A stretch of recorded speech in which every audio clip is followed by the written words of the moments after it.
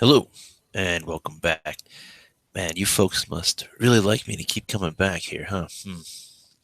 Anyway, today we're going to be working on freeCodeCamp, the Intermediate Algorithm Scripting Challenge Missing Letters. Missing letters? Missing letter. Missing letter. One letter. What we're going to do is we're going to be given a string, and we have to figure out alphabetically, A, B, C, D. Let's say that there's going to be a string of the alphabet. We got to figure out what letter's missing from that. So this is more of a algorithm challenge versus just a new method challenge, if that makes sense to you. Probably not. Makes sense to me. Meaning we already have the tools. We already have done everything that we need to do. There's no new information. So I'm going to share my screen and just break this down for you real simple. Here's what we need to do. We're given missing letters. And what all this text means is, here we go. Here's a string of letters, A, B, C, E. Clearly, we're missing the letter D. So how do we do this? We just want to figure out what we're missing. So I've already given us some starting points here. This is the method that we're going to use. We're going to start off by taking the letters, and we want the char code, and we want that to be an array. For example, if we're giving the four letters, and we have the numbers, corresponding numbers 1, 2, 3, 5, we know we're missing the number 4. So we can do this with math. And how do we take letters to numbers and put it from the char code here? Here is your ASCII table. And if we take a look at the uppercase letter A, we get a char code of 65, all right, for the decimal. If we're given the lowercase letter A, we're given the number 97, okay? And I believe they're giving us all lowercase letters, so our numbers in our array are basically going to start at 97 and go all the way to Z or 122. Chunk of this, they're always going to give it to us using the alphabetical order, and they're just going to be leaving out only one letter. So that makes our life extremely simple. Well, much simpler than it could be if they left out a bunch of letters, but it's pretty simple here. Remember our char code at. So if I say char code at whatever here, well, that's just going to give us from a string. It's a string method here. So 0, it's a 0 base index. What's the char code at 0? Capital A. Capital A is char code 65. Similarly, if I say give me char code number 65, I get capital A, 66, capital B, 67, capital C. Right, we've done all of this before, specifically in the Caesar Cipher Challenge. So since we're pretty comfortable with the char codes and the ASCII table, or at least knowing that char code returns numbers and they're alphabetical and therefore they increase by 1, all right, we know that we should get an array here with numbers that are sequential, meaning we just add 1 to get to the next number, add 1 to get to the next number, add 1. Oh, wait, we had to add 2. So how do we do math to determine that? So I want to iterate through this array to find the missing number. So which one of these did we not add 1? Or the difference between this and the next value, okay, is 1. Difference between this and the next value is 1. Difference between this and the next value is greater than 1. Oh, man, so that means we have the missing number there. So then, however, remember, we would only be iterating through at this point here, the number 3, so we'd be missing 4, which is actually 1 plus that value. And I'm going to get into that in the logic in a second. And then we can just return the char code that we turned into a letter of that missing number. So there's our logic, there's our tools, and let's get going here. So I'll get rid of this. We're going to start off with a variable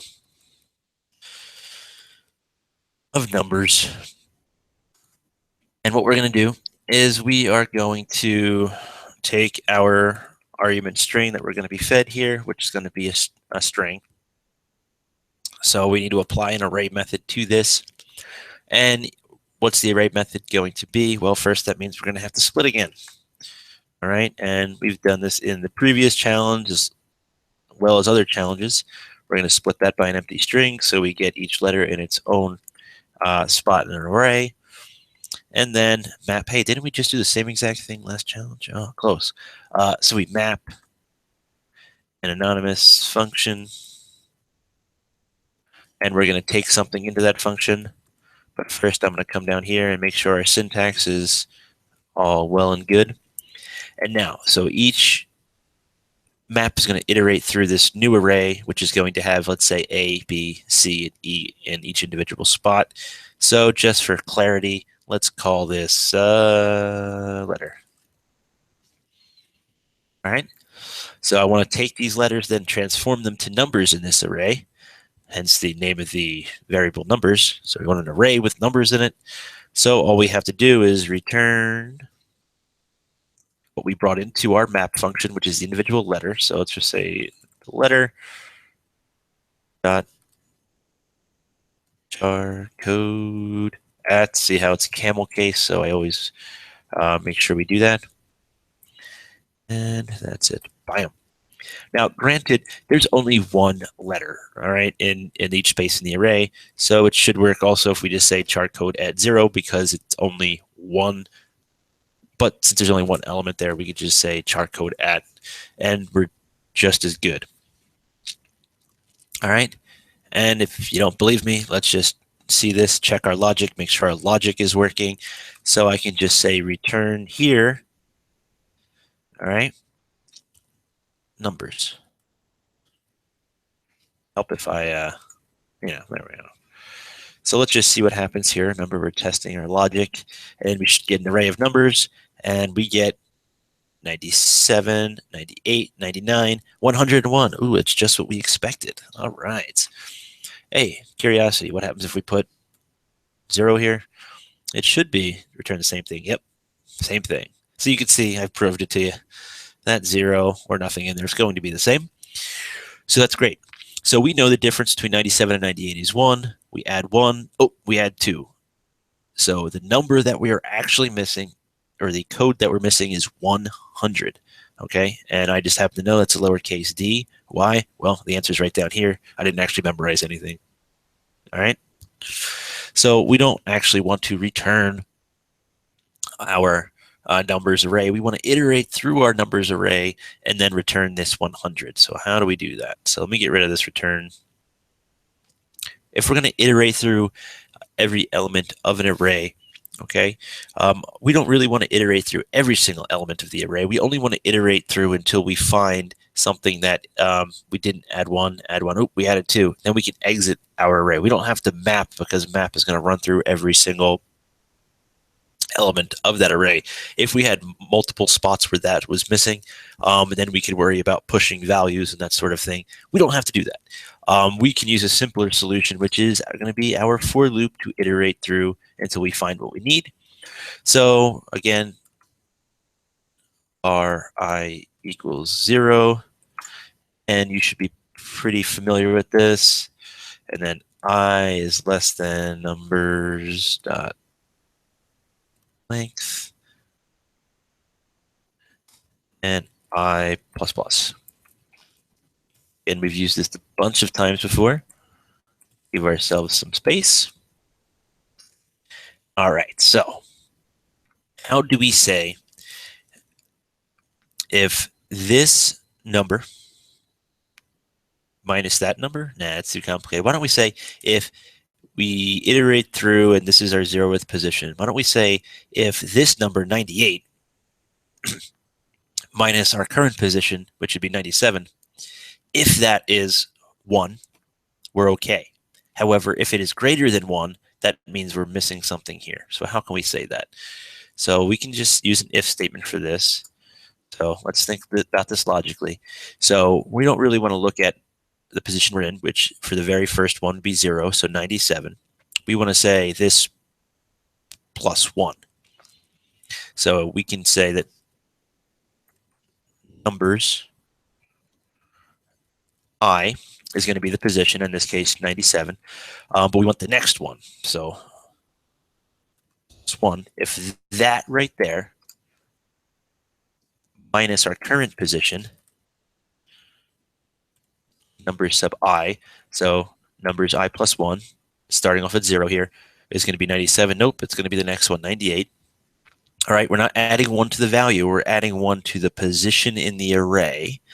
All right, so this position of the array minus this position of the array. if that should always be 1. If it's greater than 1, then we got a problem. So if those numbers are greater than 1, because that's going to be our problem spot, then we can do something. Okay. Since we're only missing one number. All right. So let's take a look at this. What do we need to do here? So if we find our missing spot, all we have to do is return. Now, remember the syntax here. String dot from char code. All right, so there is a string dot from char code here, and then we give it the number, and then it spits back out the letter.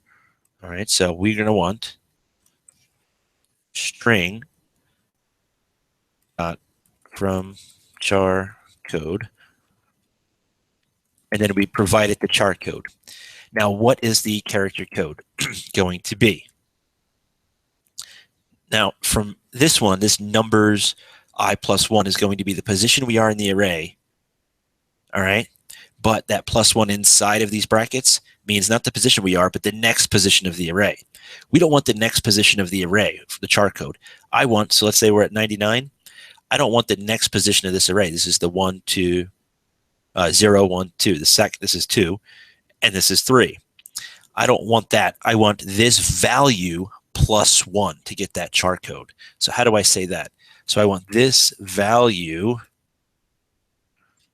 which is that, plus 1. Notice how this plus 1 is outside of these brackets. Inside of the brackets, we're talking about the actual position itself. Outside of the value, outside of those brackets, we're saying add 1 to that value itself. Okay. So there we go. That should be good to go. Let's test this. Ah, you're king of the world. Oh, I like that. That's nice. So again, we've gone through, we've mapped through our string. All right. Made it an array, mapped through the string, turned it all to numbers, given us an array of numbers. We've iterated through that array of numbers till we found the missing value using this little piece of logic here. And then I just returned that char code plus 1 from the position we are in the array, just like I showed you in the example. So hopefully this was helpful. Hopefully this makes sense. And again, this is more of a logic challenge than learning something new. So I really hope that was helpful. And I will see you next time.